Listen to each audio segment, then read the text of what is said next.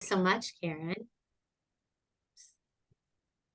Got it. Yeah, the recording is in progress so Yes. that if you want to go back and talk to a colleague later this week about everything that you learned tonight and you want them to also be able to listen, they won't be able to interact or receive the same credit, but you'll be able to go to our website and re-listen to it. I'm Kathy Mhm. Villano, and I'd like to thank you for taking time out of your Tuesday to join Patty and I today on a webinar here with ECPL on establishing and using a successful parent advisory council. We have done this a couple times over the last few years. I am really pleased that this year we were able to schedule it in early to mid-September as your year is getting launched. Some of you have been in for quite a while now, but some of you maybe had a Labor Day start. It's a great time of year for you to start thinking about parent engagement, parent involvement, family engagement, family involvement, and parent advisory councils, which I know are a core requirement for many of you around your funding. As I said, my name is Kathy Villano. I am a former preschool school psychologist, classroom. I have a classroom education degree, and I also was an administrator for many years in pre-K at risk, preschool for all, prevention initiative. I'm one of those people that was willing to go out and get some United Way and other local dollars with all of the different kinds of funding requirements that come with them. But I'm pretty well versed in how some of the current compliance items are mandated, in part because I work here at the center responsible for the program support specialists and the technical assistance for the Preschool for All expansion program. In the summer of 2015, I shifted over to that, and I am the person, if you're one of the 80 current grantees with more to come, I hear any day now with Preschool for All expansion, you know, family engagement is a really core critical requirement of that. And I have been lucky the last 8 years to work in that area of funding and in that area of professional learning. Patty, I'm going to let you talk a little bit about your role in the ECTEC program. Yes. Hi. Hi, everyone. How are you? I am very blessed to be here with you guys. Thank you, Kathy, for allowing me to be part of this again. And I was a parent of the early childhood program that Kathy had back in the days, and now I'm a parent educator. Yeah, we still miss you. And it's been a pleasure to be here, be part of this now. Thank you. If you've had a couple years of experience, like an administrator like me, there's nothing that ages you quicker than one of your parents who was immensely talented as a parent and who you knew up front was going to be working for you in a matter of time. When their Yeah. children start to grow and become adults. I don't know if any of you have had that experience yet, but it's wonderful when they do. So before we get started, I always like to go through a few of the Zoom sort of norms for our work together today. We aren't a huge group, 43 people, but that's still sizable enough that I'd like to just remind us of a few things. Partially because you are on every kind of device known to man. You are on computers, you are on iPads, you are on iPhones. I don't know if anybody's watching me on their Apple Watch. That would be quite the tech adventure, but you are on a lot of different things with a lot of different capacities. You're all seeing screens differently. You're probably going to be interacting slightly differently, and it's all good because it's all for the benefit of all of us as a community of practice together. We're going to ask you to stay on mute until we ask you to come off a microphone and talk.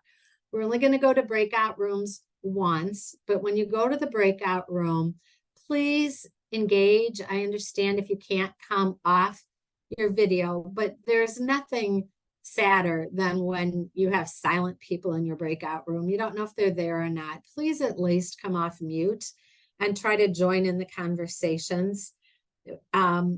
The more engaged you are, the more you will get out of this as a group. We did ask before if you're able to place somewhere either in the chat or if you can do this after your name, depending on the device you're on, what your role is, because it's really helpful for us to know who are the administrators are, parent educators. We might have some instructional leaders. We have a variety of people that are on this today. And so if you can add that, it helps. If it's easier for you to just put it in the chat, that's also fine. If we have parents here, all of the different kinds of things. And it's always fun. Sometimes we get student teachers. I know a few names because I'm pretty familiar with some of you from some of our program support specialists. I know a couple of you, and so it's really wonderful to see you back. I haven't seen you necessarily here, but on our admin forums or our other communities of practice. That's really wonderful. Thank you.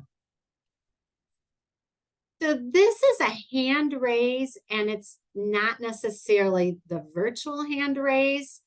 I'm just wondering if you can actually raise your hand if you are funded by the State Board of Ed for either Preschool for All or Preschool for All expansion. If you could just pop your hands up. Yeah, some of you are the ones with the biggest bags around your eyes. I get that this time of year as you're trying to get budgets approved. You're wondering if you got the new funding. You got a monitoring letter. There's all kinds of fun happening in your world. All right, thank you.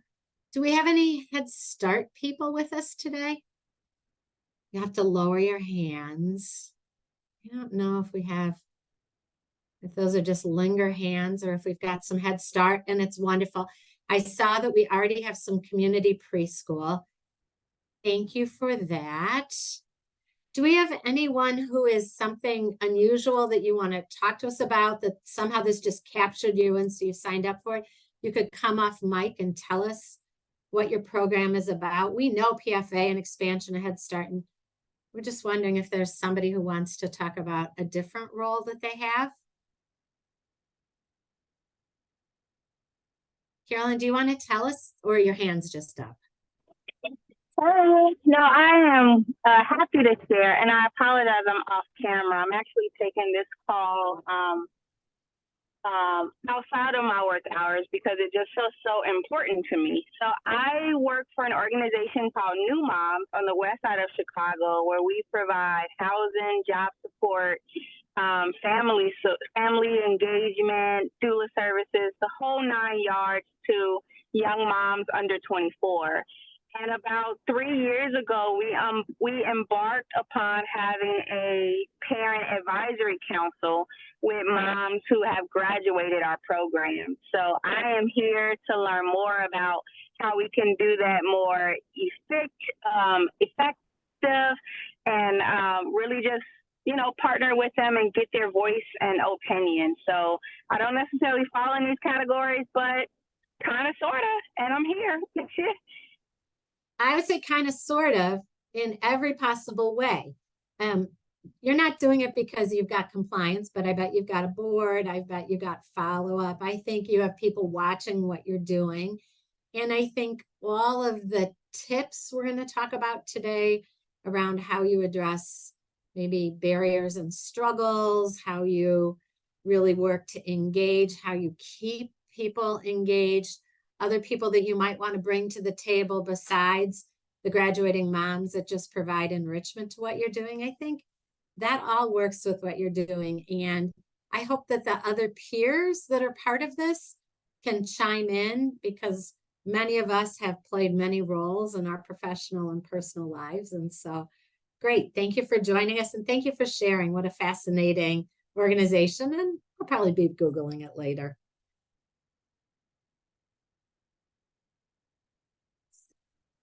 Try to get my slide to move again.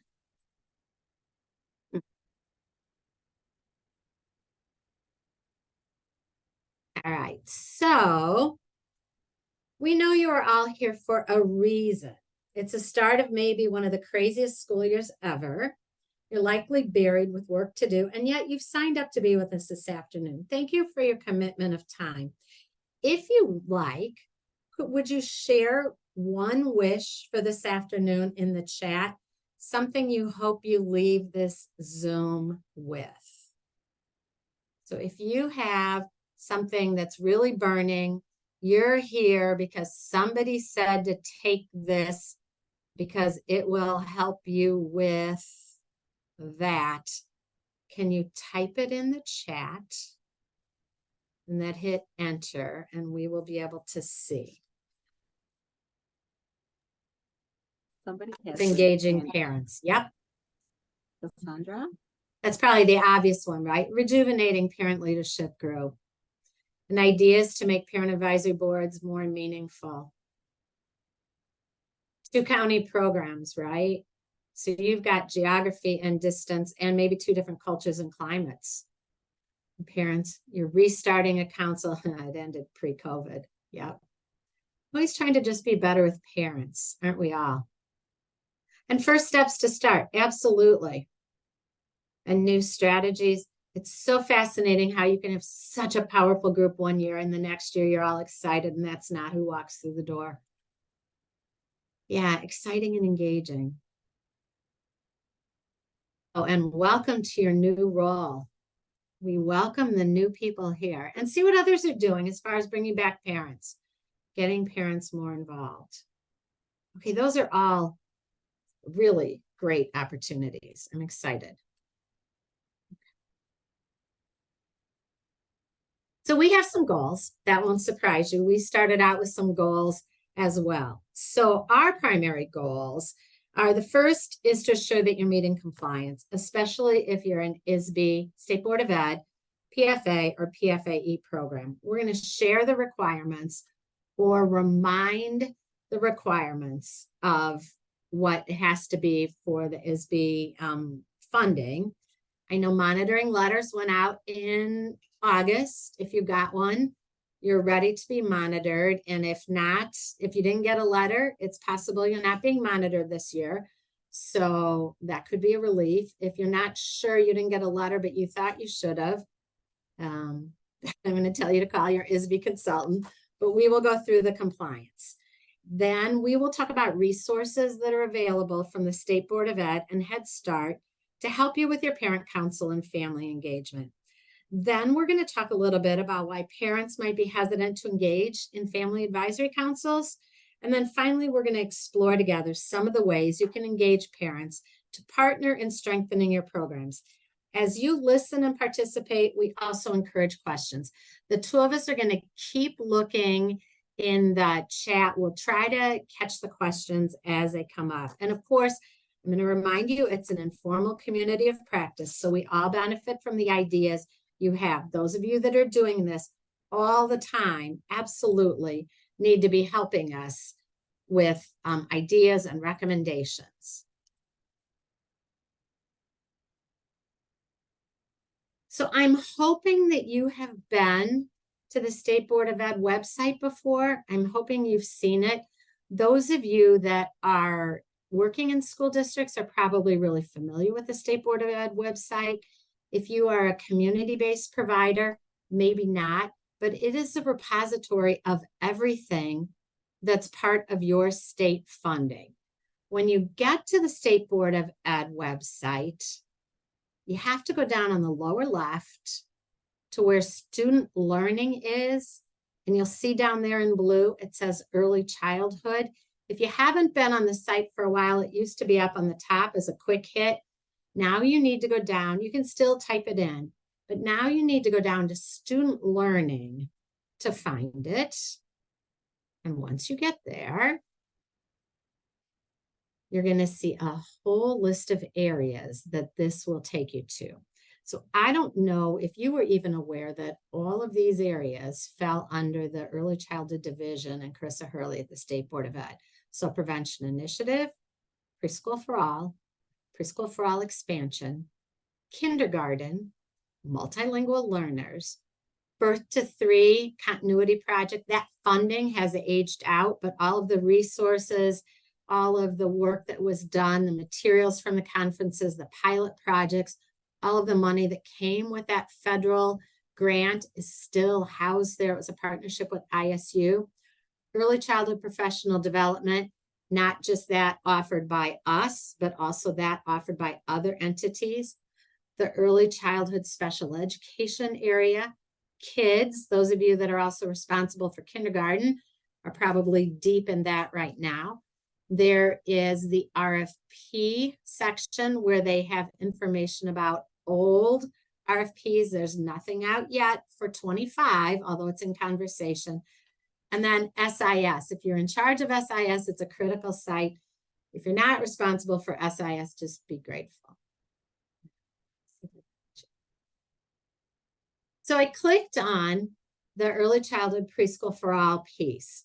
And this is just the core definition of what Preschool for All is. The Early Childhood Block Grant Preschool for All program provides at least 12.5 hours weekly of high quality preschool, including the comprehensive high quality preschool, developmental screening, licensed teachers, rather that's through a Pell or Gateways, standards aligned curriculum, all of these kinds of things. The specific requirements of implementing the Preschool for All grant can be found within the compliance checklist and the administrative code.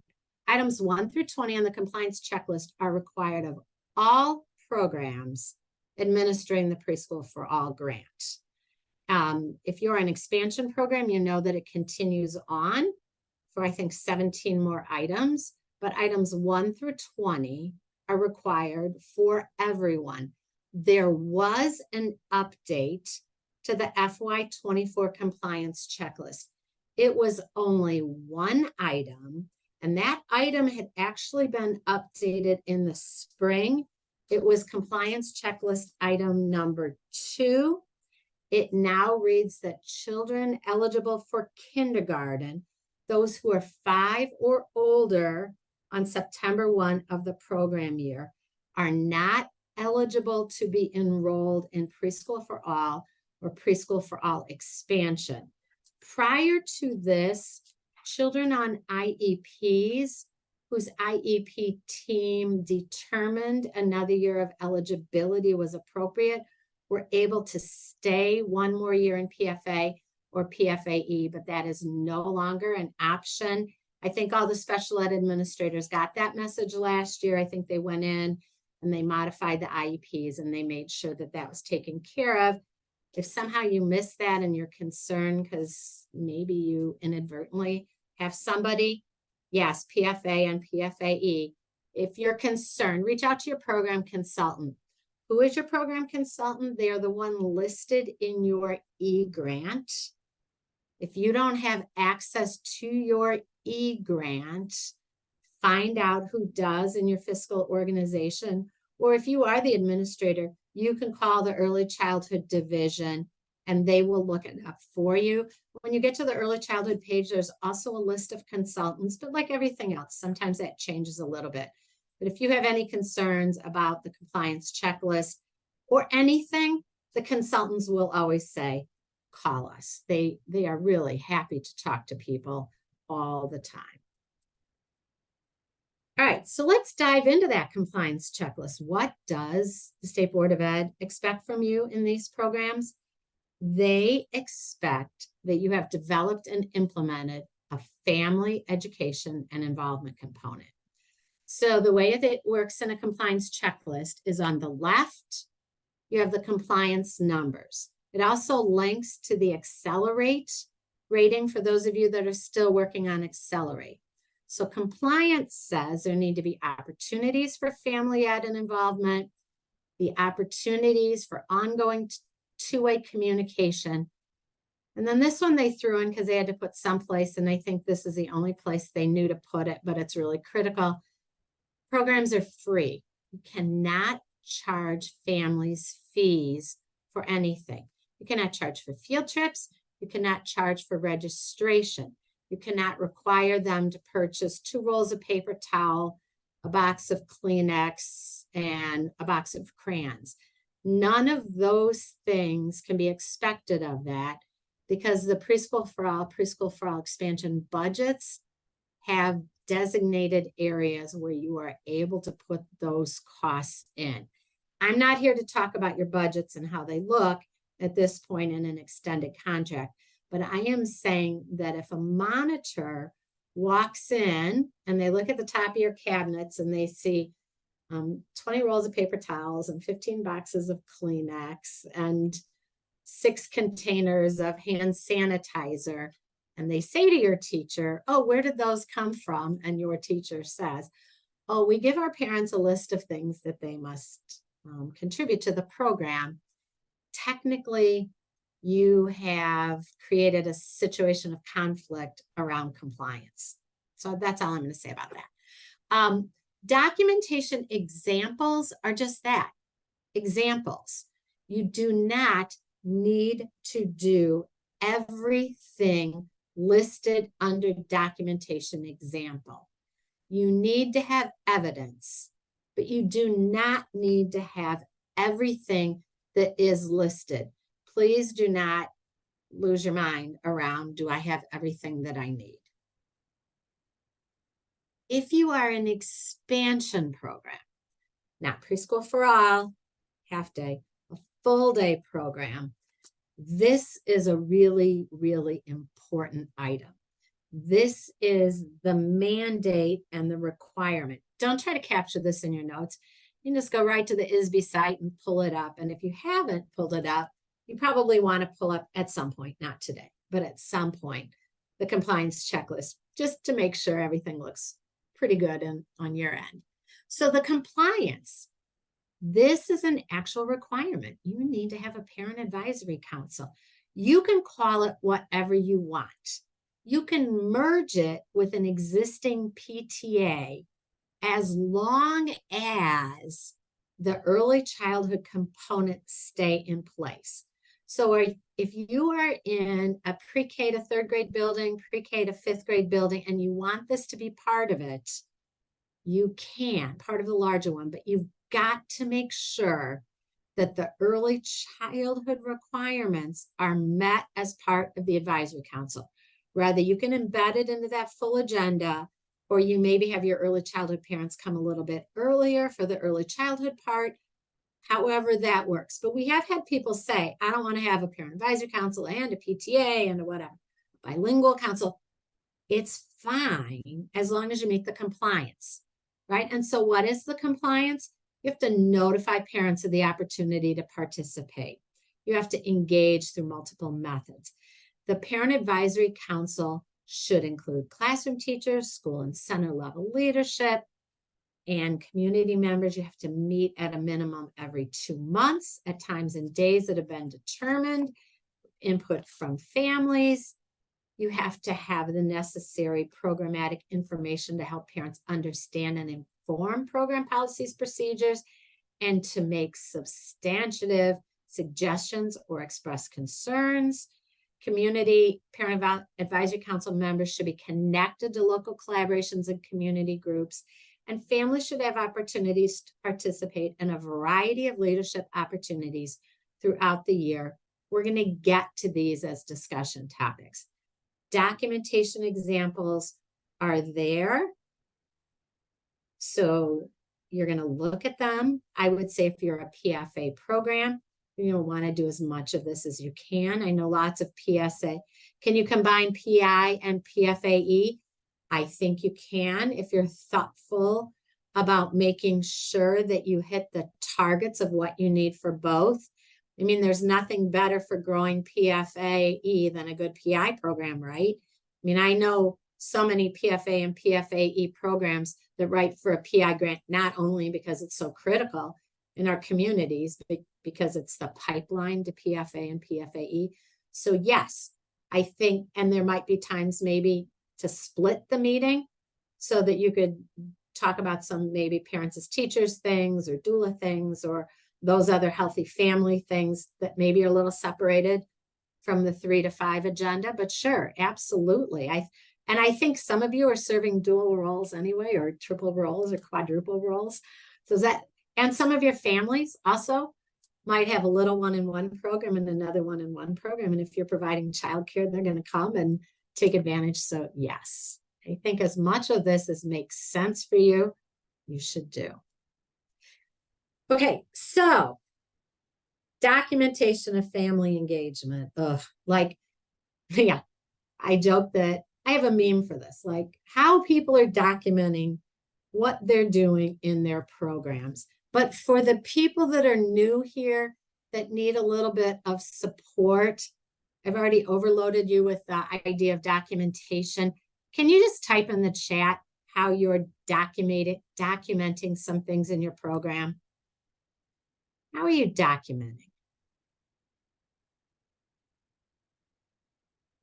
Some of you are super sophisticated, and some of you are very old-fashioned, and it all works.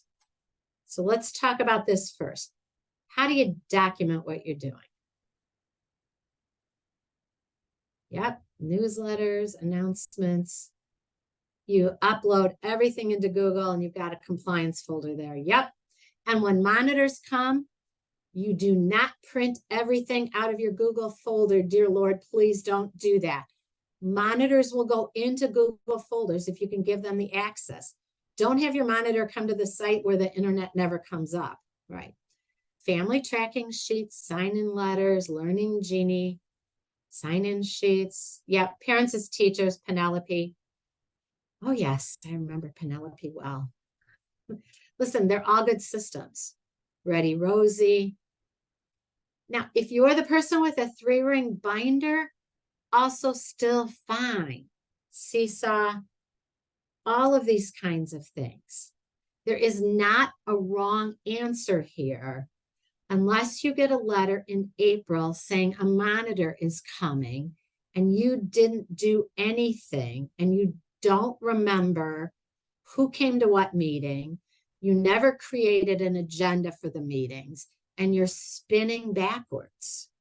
This is the time of year to plan. Some of you have already had a parents advisory council. Many of you have not. Many of you are going to use that first parent-teacher conference to promote it and to get people in there. Case notes in Excel. Lots of you have great systems. 3-ring binders is still a thing. Listen, I talked to somebody last week. She has 20 students in her preschool expansion. She just went to the local pizzeria and got 20 clean, empty pizza boxes. The families are decorating them. And all year long, they throw the artifacts in there. And when she gets a chance, she uploads it into a portfolio. But when you go in the corner of her classroom, she has 20 pizza boxes from the local pizza guy. I hope he threw in a pizza just because of her passion. But yes, everything. You know, there was a time when we had agendas, like those of us running the meetings, even if it was a quick phone call or a voicemail or whatever system we use to plan out the meeting. We need to have moved past that. We need real agendas, notes if you can take them during the meeting, but we need those kinds of things. Sign-in sheets, absolutely. And you're right. Some of you have that 6-inch black binder. It's got all of those different things in it. I did it. I mean, I had everything electronic, but I had one core binder that Lord help the monitor that walked in. And I said, here you go. Let me know if you have any questions. You just keep, and then at the end of the year, I put it away, and 6 years later, you know, you throw it, 7 years later, you can get rid of it. Right. However you need to do it, but you've got to do it, right? It's got to be ready. Slide. So I'm going to take you back to where some of this started. Are you aware that the State Board of Ed has a family engagement framework? A few of you may say, yeah, I am. It was great in 2015, but you didn't really throw me enough money to do a lot of it, but we did it anyway, right? All districts in Illinois are required to align their work with families to the ISB Family Engagement Framework. The framework has different components. It was developed with a cross-divisional team along with the American Institute of Research, the Academic Development Institute. It was designed as a guide for collaborative effort to bring together research, best practice, legislative requirements for family engagement, and provide resources that integrate family engagement into the school improvement process. That's where it began in 2015. It is still present on the website. It's probably present in your districts. It may be at a higher level. Whoever coordinates your overarching PD for your district may be the person that's sort of making sure that whatever you're doing locally is aligned, but it is still present. Why do we do this? We want to ensure that every student's prepared to succeed in careers and post-secondary ed. We want parents and communities to share the same desires for your children. And when you all partner together, schools thrive and student outcomes increase, right? I don't know that we needed to do a research study to document and evidence this, but it is true. Probably one of the most powerful statements is that regardless of the background of the student and the family, students with involved parents are more likely to earn high grades and test scores, enroll in higher level programs, attend school regularly, show improved behavior, and develop better social skills. ISB pulled a lot of Henderson and Mapp's research from 2002.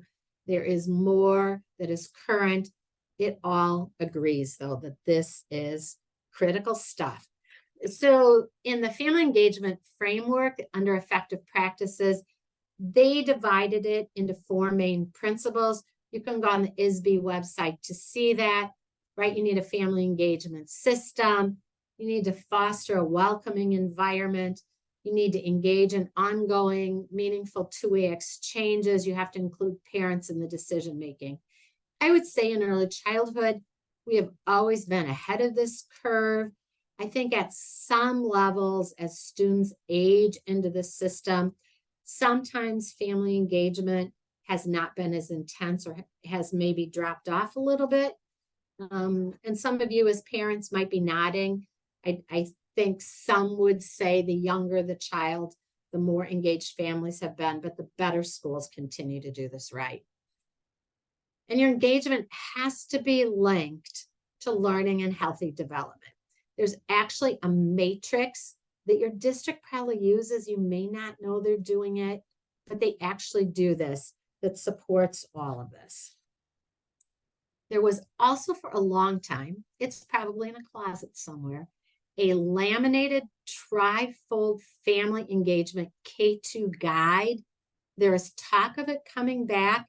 It broke it down simply. Teachers loved it. People loved it. You may have some. They're talking about bringing it back. I don't know. The other outgrowth that has come up is Illinois is very engaged now. If you're in a school district, you're aware of the equity journey continuum. That's like the next step led out by Sergio Hernandez that is following the family engagement framework. It has a lot of metrics that are showing up on school report cards. All of your districts now are moving into the equity quality, the equity journey continuum. It's a lot of words for 4 o'clock in the afternoon, but it was really designed for K-12. However, for those districts that have pre-K, ISB is really encouraging the districts to choose to focus efforts on the PFA and include EC programs, staff, family, advocates in conversations and efforts, just like they're trying to bring them into the 5 essential surveys. So you may have heard these phrases before. It still all wraps back. Okay, so the first step in family engagement is to notify parents of how they might get involved, all right? So you typically reach out to parents by what? Can you type in a word or two? I don't think you're all reaching out through shared Google Docs. How do you reach out? You talk to them. Seesaw, class tag. Conversations. Trisha, are you willing to come off mute and tell us what you mean by a conversation? So whenever there's an opportunity to have a conversation, so whether, and I, as a parent educator, I have a lot of flexibility to, at drop off, during playgroups, when there's leadership opportunities and I have some families in mind, I let them know, or just in a moment of like, oh, have you ever thought about doing this? So any opportunities, face-to-face is the best, and even picking up the phone too. Yes, I agree. Thank you so much, right? Hounding them at the door, hounding them at the bus stop, doing those kinds of things. I did have a parent educator once who rode a bus because kids got dropped off in clumps of kids at different apartment complexes. And she was willing to get off the bus and say hi to everybody and let them know she was a parent educator, and she had little cards and she passed them out to everybody. Okay, that's above and beyond. And some of you have union contracts that probably don't encourage you to hop on a bus, but yes, however you can get to them. I do think we have to look for positives from 2020 and the shutdown. I do think we became much better at tech. And I do think we became better at engaging families through technology, right? A lot of us were not talking about Seesaw and Dojo and all of these programs before 2020. So, maybe that was one way we've done it. So if you're new, I'm sure you've written down lots of these things: open house, meet the teacher days, all of those kinds of things. We are sort of bringing parents back into many schools, not all, and then there's reasons that we're not. So parent volunteers, are they a thing again? Before we get them to Parent Advisory Council, are parent volunteers a thing? Are any of you getting parents volunteering, and what are they doing? Just want to open up your mic and tell us. We'd love to hear.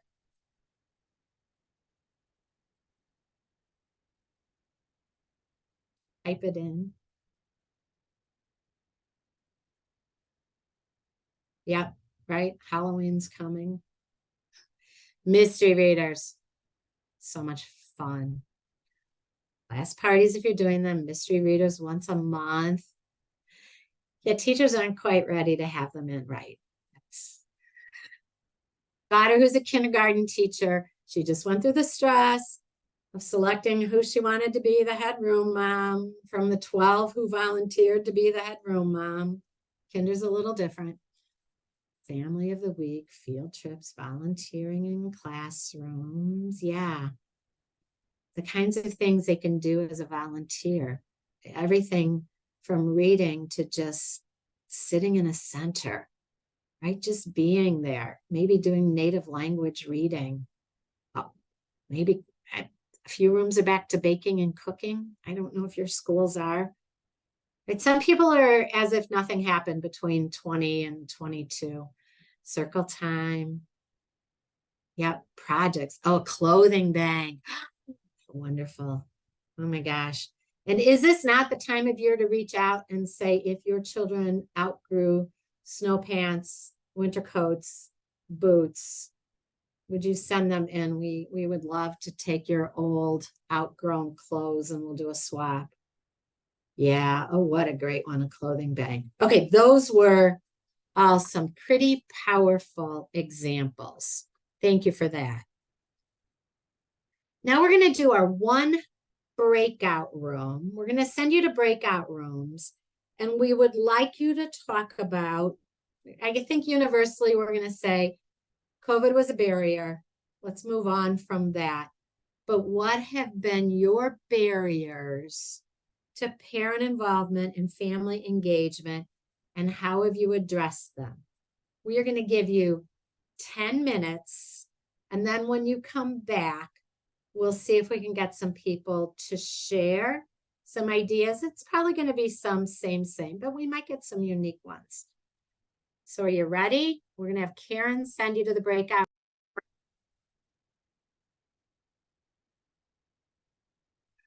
Thanks, Karen. All right, would someone like to share a highlight of the conversation you had within your breakout room? Some of the ones in our breakout room we talked about were delay in background checks for parents if they volunteer over a certain amount of hours, language barriers, single parents and parents just working multiple jobs and not having the time, and COVID. And did you have any solutions for any of them? Probably not the background checks. Oh no, we didn't talk about solutions. You just vented, and that's okay because those are real challenges. Yeah. Thanks, Rose. How about another group? We talked about in our group how one lady was saying, like, sometimes we can't actually touch the parents because the grandparent or someone else is either bringing the child or dropping the child off, or picking the child up. But for me, if it's the grandparent, grandfather, nephew, whoever it is, I still try and engage them and let them know, whatever the information is I'm sharing. So, I just don't let that part be a barrier. Yeah, but it's getting, I think our time, a lot of people got accustomed to being on Zoom, and now the only meeting that I have on virtual is the policy committee, because I have two sites, and it's the distance between the two is just too great to try and have them come. But our parent meetings, they're all done in person now. For you. And that's true. We're all too far apart to have been in the same room today. So this works for us as well. Yeah. So thank you. Those are all good barriers and some resolutions. Anyone else? I can speak. My name is Xochitl Munoz. I'm director of multilingual early childhood at Lincoln, and I know my district community coordinators here listening. So we try to reach out to parents through various ways. One of them is having most of our meetings be virtual and in person. And if a person is unable to, for example, like during our book clubs, every meeting they get something. So let's say that they got like a coffee cup with some tea or coffee so they can make coffee at home or drink something warm at home while reading. We make sure that the parent who came online gets theirs too. So just because they didn't come doesn't mean they don't get any of the, little takeaways that we give. We offer most of our PDs, and actually all of our PDs with the exception of the book club, in Spanish and English. So, and the only reason the book club is not in separate is because the parents requested to be together as a group, because they just felt like they could share more together. And so they figure out that language barrier. Of course, we have people translating, but that wasn't a barrier for them. And so our PDs that we have for parents, we have them in the morning and in the evening. Our morning PDs are series. So it could be a literacy series where we have 3 PDs in a row on, early literacy, or it could be a math series. And we have one in English and another one in Spanish on a different date, but it's the same subject. And then anything that we have in the evening is done online only, because it is the evening. Let's just be honest, nobody wants to come to school at night.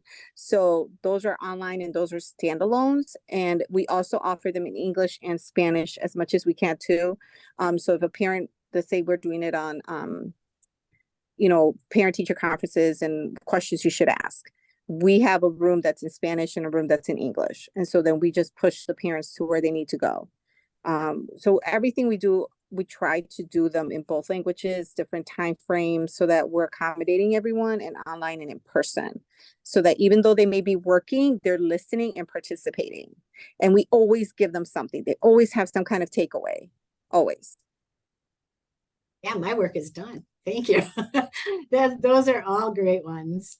What did we not touch on that somebody wants to highlight?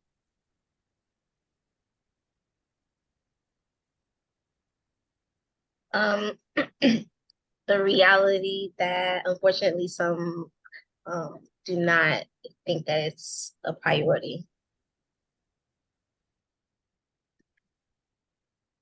So do you have ideas about how to, understanding that some of our families have a lot of stressors, is there a way that you've found to sort of elevate this?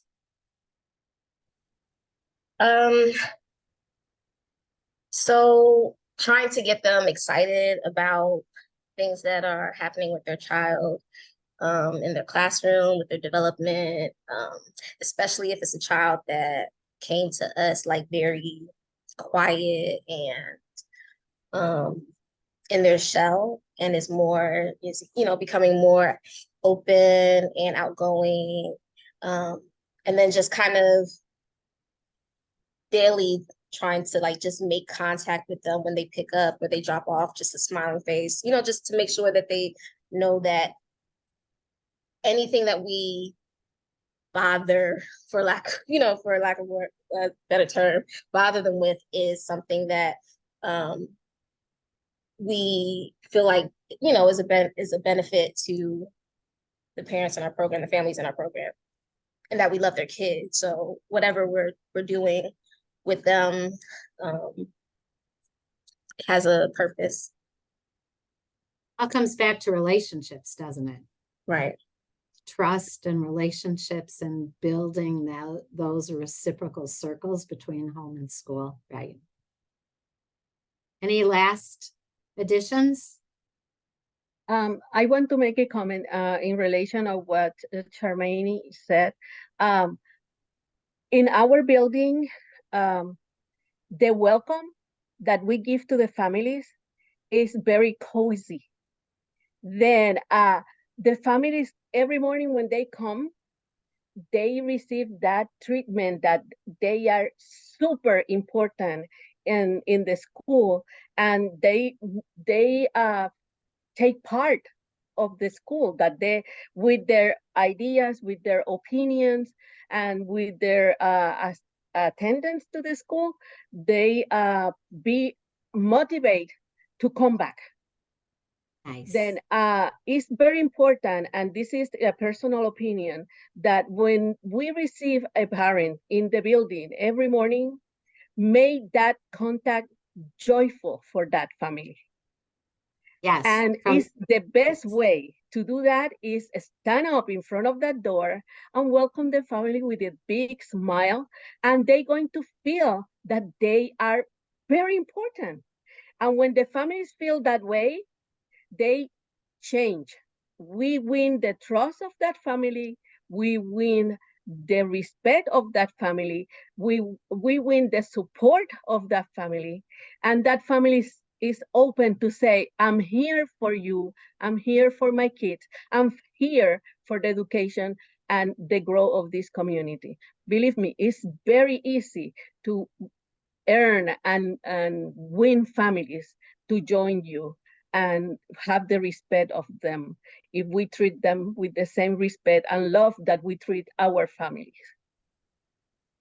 Culture and climate wins. Mm-hmm. I go out on a limb and say, unless there's a big financial piece to it, you also retain staff easily in the building because people are happy to be there.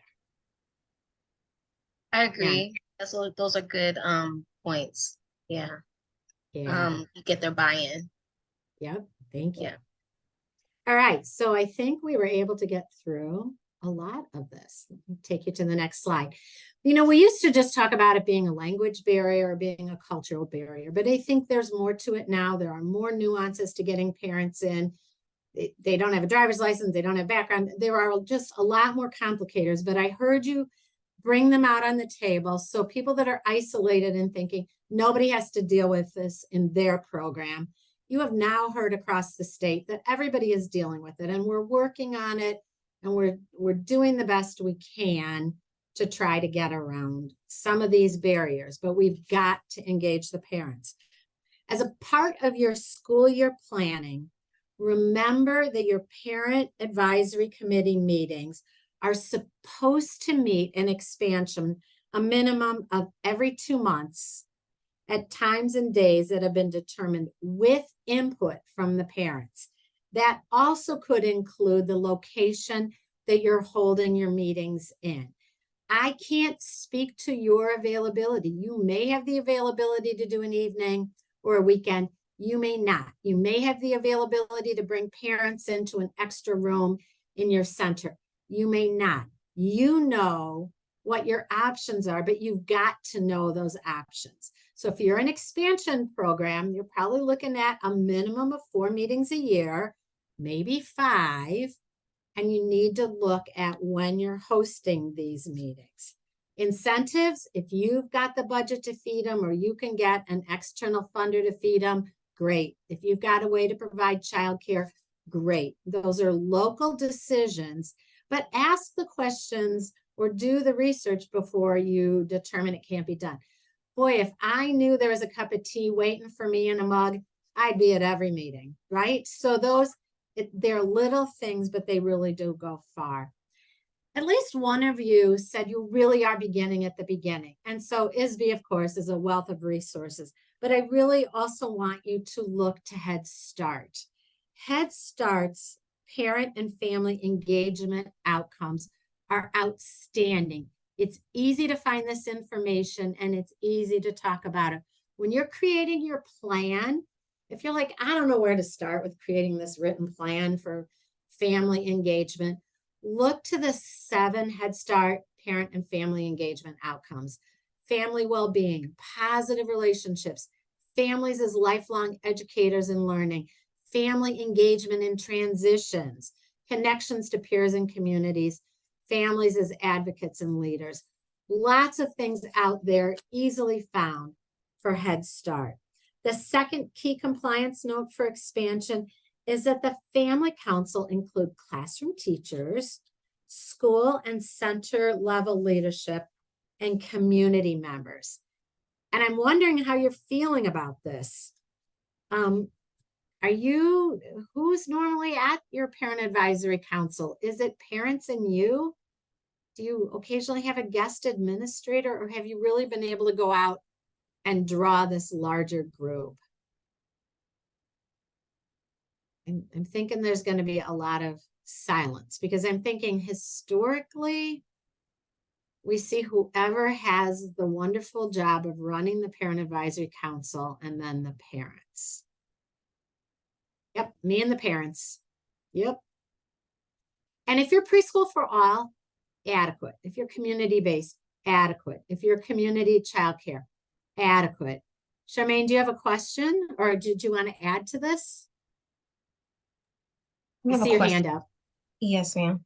I was wondering if there were pros and cons to having both staff and parents on the advisory board.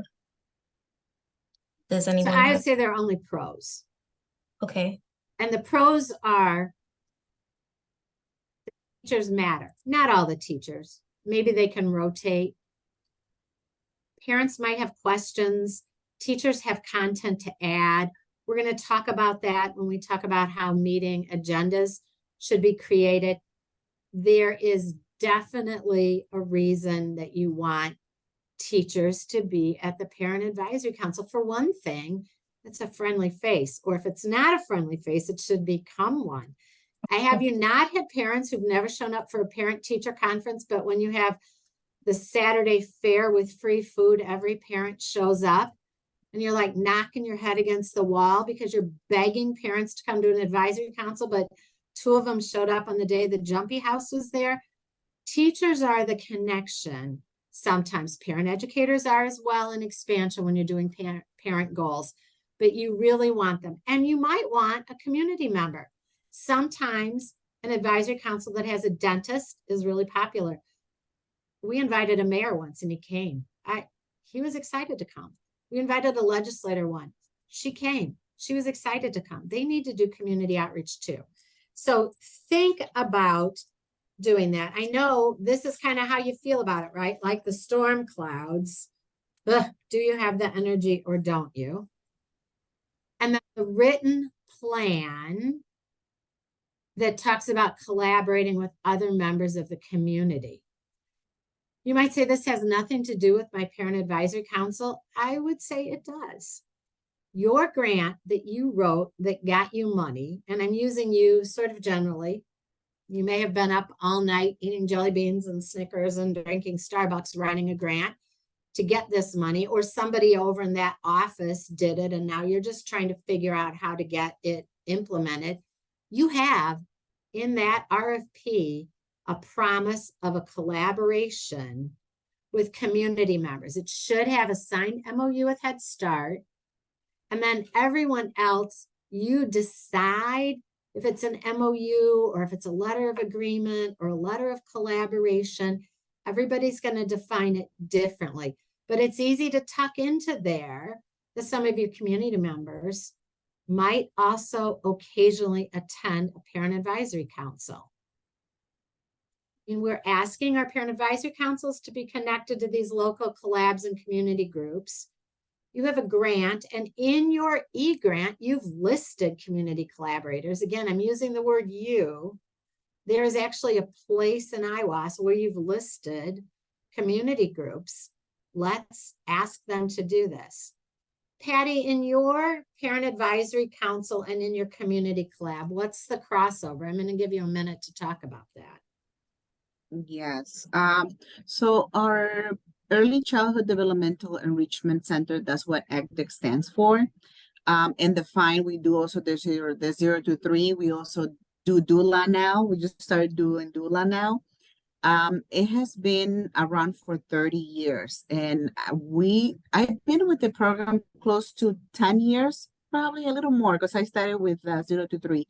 But our PAC has been, it has really had good numbers, and there's been years that has been very low.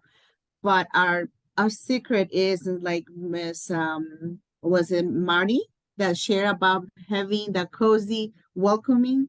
That's what's all about. And we wanted that across the program, even with the teachers. It starts with the teacher.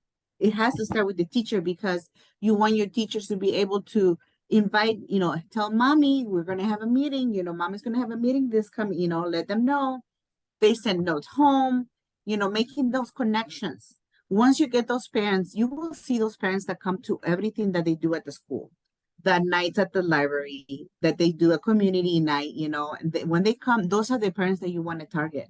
Those are the parents you want to say, hey, would you like to be part of our PAC? And make it welcoming. And they don't have to speak English. You got to make them sure you have all the cultures, because you have to validate them too, and let them know, no, I can be your translator if you want me to, if you win that relationship. Because you do have those parents that don't speak the language, but are really good at using their their own native language. So make them available to them. We were so happy that this year the same BPAC president that they picked, the district picked, also picked to be part of our parent advisory council. That's amazing. This mom has 6 kids, and all they go from 12, 8, and it's good. That's collaboration, because she always comes to everything. So this year we said, would you like to be part of the PAC? We want to make you the president. How does that feel? And she goes, but Miss Petty, my English is not that, good. I said, and don't you worry, because we will make it happen for you. You just need a face and someone that's willing to give something back to the community too. Paying it forward. We call it paying it forward. She got so beautiful, so much services. And now we're talking about the community agency network. Yes, you have to bring those people. We have police officers that like to come and talk to, or, during the parent nights too. Talk about using the car seat. Yes, the Northwest Community Agency Network. And we bring dentists. We also bring, we have Familia Dental. This is an agency that works around, works in the area that we live in, Palatine and Wheeling. And we have a lot of our families go there. So they feel comfortable coming. Oh, so-and-so will be coming tonight, talking. They bring toothbrushes, they bring toothpaste, like a little, bring something back for the kids. We also invite firefighters. Kids, parents don't know a lot of all the community around them. Like Kathy said, they might go to the Saturday activity day that they have, where they have the big wheels, but they might not come to my meeting. But I said, how about if we can bring a firefighter that can talk to them that night? It's the same person that was talking to them, but will come and talk to us. So those are the little things that we have been working on, inviting them, but making them welcome. That's a key. Make those families feel like you want them to be part of this. I was a mom once, being part of that. I was a volunteer mom in the classroom. And then now I'm doing this because I really love it. And I want to make sure that parents do know that they are the child's first teacher. And the only way they can get through, everywhere in higher education is if you are part of their life. And this is just speaking for them. You are the voice of your child. That's, it is. You speak for them. You need to, make that count. We also, I don't know if you're going to put the slide for the Springfield trip was It's later, coming. right? Okay, it's coming. Okay. So we want to make sure that those are the parents that you contact, the ones that are willing to come and be part of it. And just like I said, community comes everywhere. Make those connections. Let's not burn bridges. Sometimes, it's like shy, or, so-and-so didn't come and do it the way we wanted to, but speak up. say, make it very inviting. Very inviting.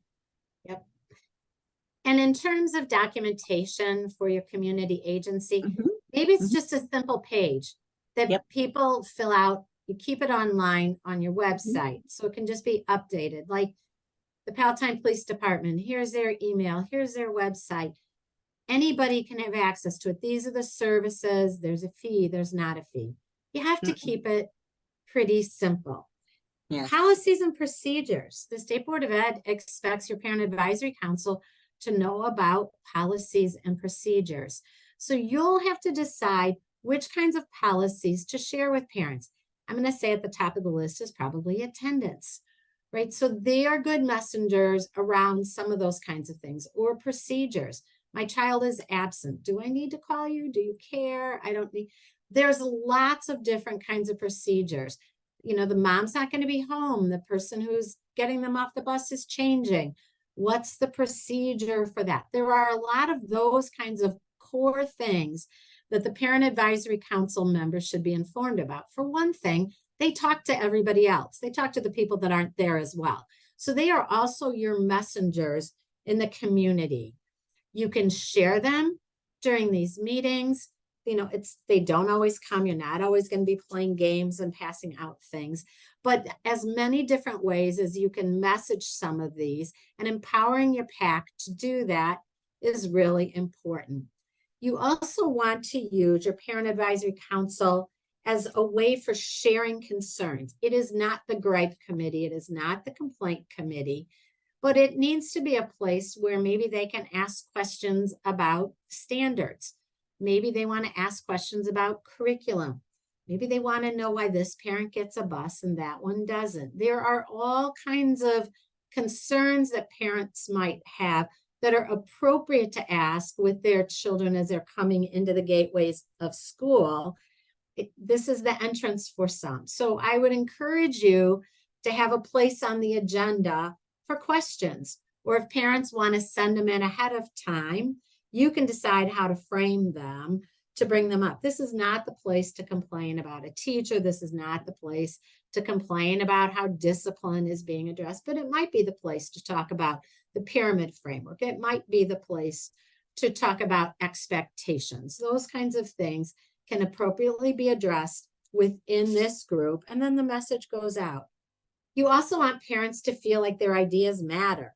You want them to bring suggestions to your parent advisory.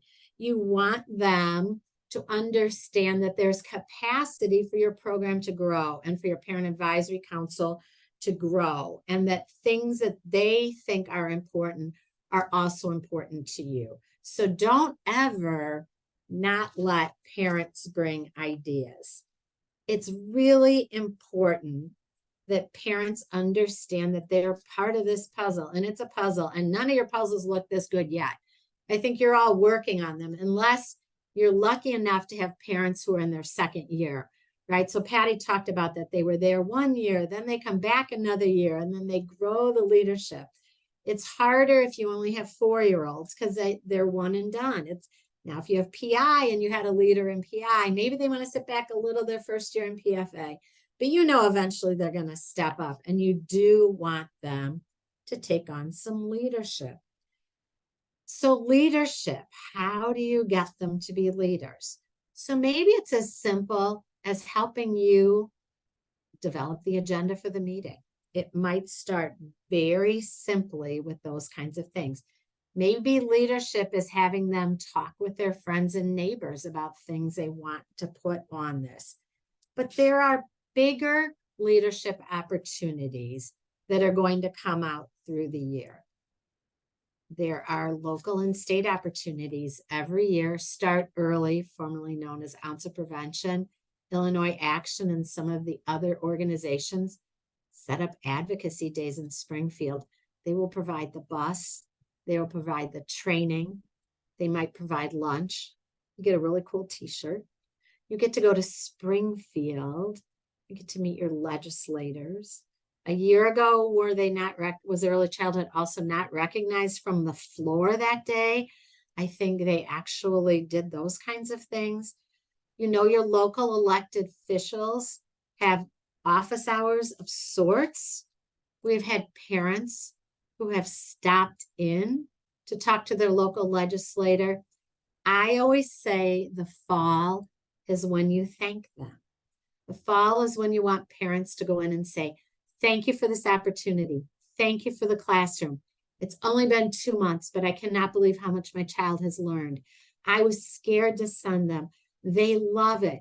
I see the spark. The school values me. They are asking me to be on their whatever. Fall is when you do that and you build a relationship with your legislators, because in the spring, you want to go to them and say, I hope you're voting for. Have you looked at the proposed budgets in Springfield? Remember all of your families that need these programs. So just like you're developing relationships, maybe you want to get a few of them who are voters to develop relationships. It is amazing. Go ahead, Patty. Yes, we had a couple of parents that were so lucky, they were so close. I'm going to show a picture. Hopefully you can see it. She was able to get a picture with him, a selfie, okay? We see it. And he goes, we love him, he goes, well, thank you for coming out. And it's amazing to see that you guys, you really, those are the parents that you want there, right? That you want to come and make sure they know that their voices, they do listen to what you have to say, to what they have to say. So we are just a vehicle, to take them there, take them places, but guide them. This mom started very shy and ended up being one of the leaders towards the end of the school year. So yep, you will have a lot of those. The state, we have a governor now who's clearly an early childhood governor, but even our Republican governors have always listened and have valued these programs. Budgeting priorities have challenged since the beginning of time, yings and yangs across the party aisles. But they do have budget hearings at the State Board of Ed. And I do think it is valuable to take a parent or two to the budget hearing, because they actually tally who comes to those. They know who comes for Teach for America, Future Farmers, the Philip Rock Center, Early Childhood. They are public hearings. You only get 3 minutes, and they watch those 3 or 4 minutes. They really value hearing from parents at the state board. So don't miss those opportunities if you have the chance to do that. And are you required to have monthly parent meetings besides a parent advisory council? You don't if it's not written in your grant. If somebody wrote your grant to say you were having monthly meetings, then you're having monthly meetings. It's good. But parent advisory councils, the compliance checklist says every 2 months. So some of you know about the Birth to 5 Illinois councils. These were formed in 2019. They came out of the Funding Commission. They are up and active. There are 39 of them. They're roughly aligned with the ROE regions.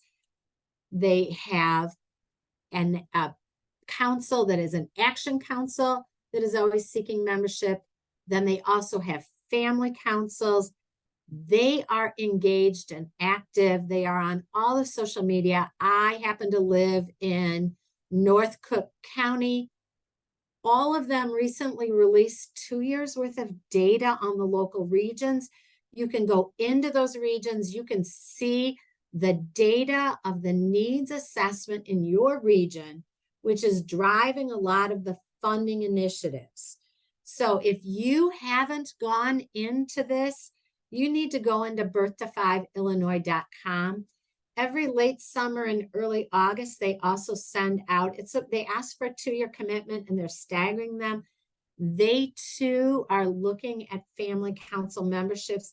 Most councils have reseated. You might be in an area though that's still looking. I can only speak to my council. You can Google all 39, but I mostly only look in my own.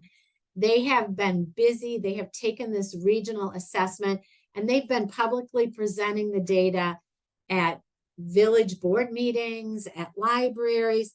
They are looking for so many different ways to present the data.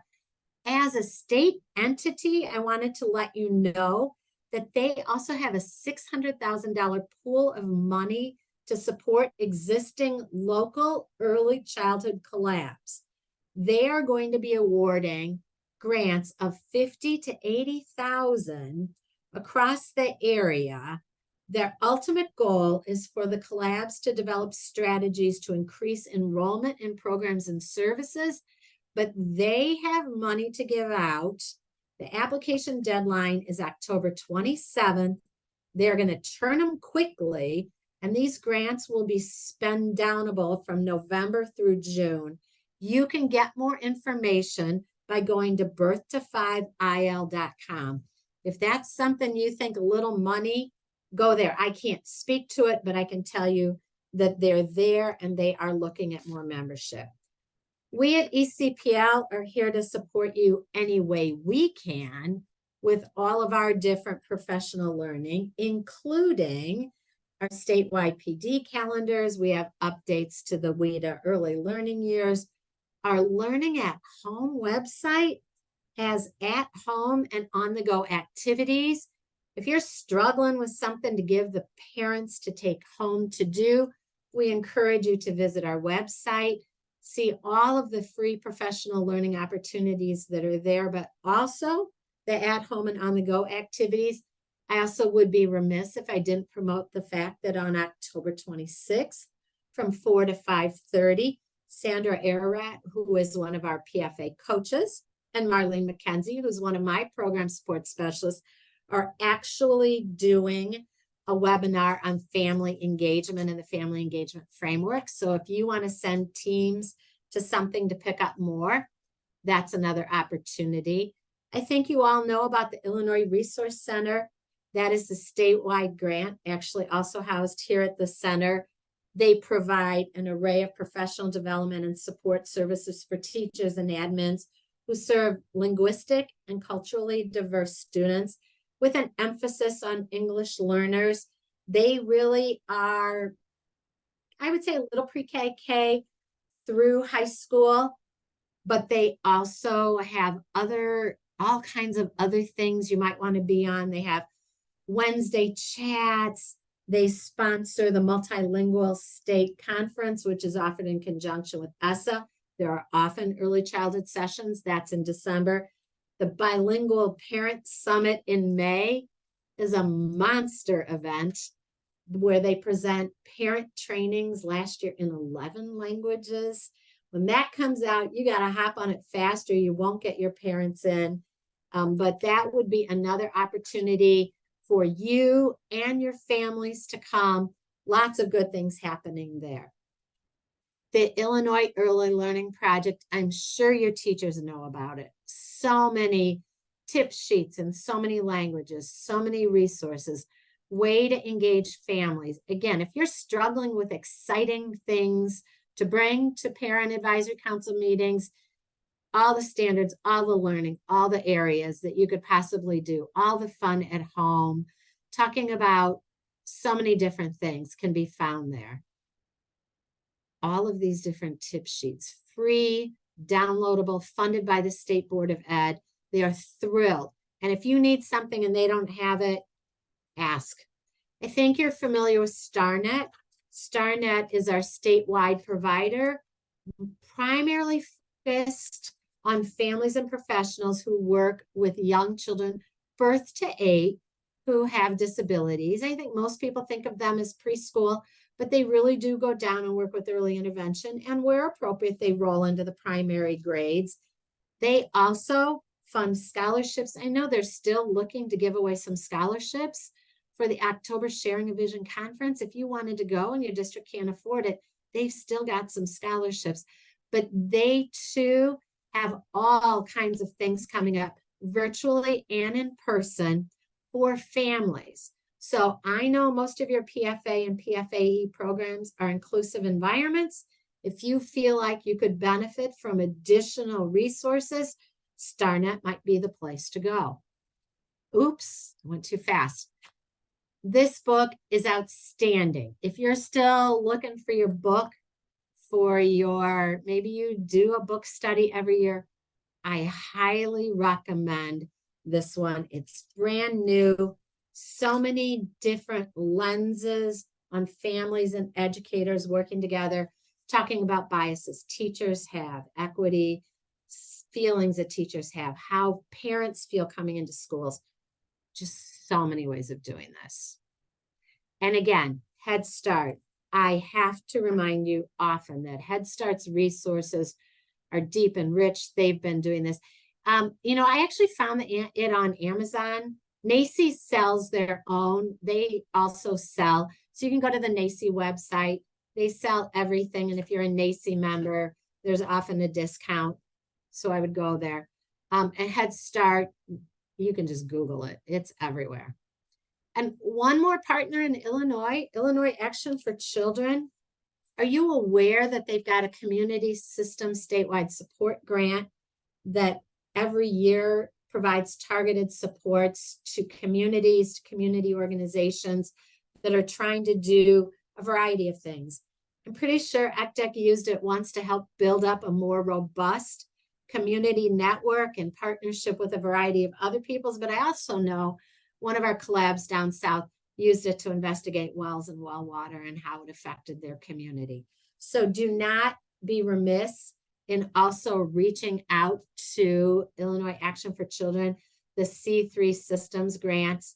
They are good people. Again, they have state funding and they want to make sure things are going well with you. All right, so thrown out a lot. We've talked about the requirement, what you have to do, especially if you're a PFAE program, what you ought to do if you really care. We've talked about how all of you are doing these things, challenges you've identified, strategies you've put in place. Some of you can do those strategies, some of you can't, but hopefully it took you down the path of, well, I can't feed them dinner, but maybe I could do this, or maybe the lunch ladies will save the leftovers and I can serve it, or whatever. Maybe I never thought about having a meeting outside of the school building. Wow, the apartment building that 90% of our families live in has a community rec room that sits empty all day because it sits empty. Maybe they'd let me use that. And then the families, so we've done that. And then we've given you lots of resources, some of which also come with funding that don't further tap your already stretched to the absolute limit this year budget. Are you missing anything that worries you around compliance? I'm going to stay on for a few more minutes. You can type it in the chat, or you could just ask it out loud. I know this is recorded. We always take a half day's worth of content and smush it into 90 minutes, and I apologize for that. But I finished on time. And we tried to answer your questions. And yes, this is the book we're giving away, that NACCE book. 4 of them are going out. So odds are better here than they were in the lottery. And if you don't have any other questions, I'm going to toss you back to Karen. She's going to wrap up the important things. Thank you for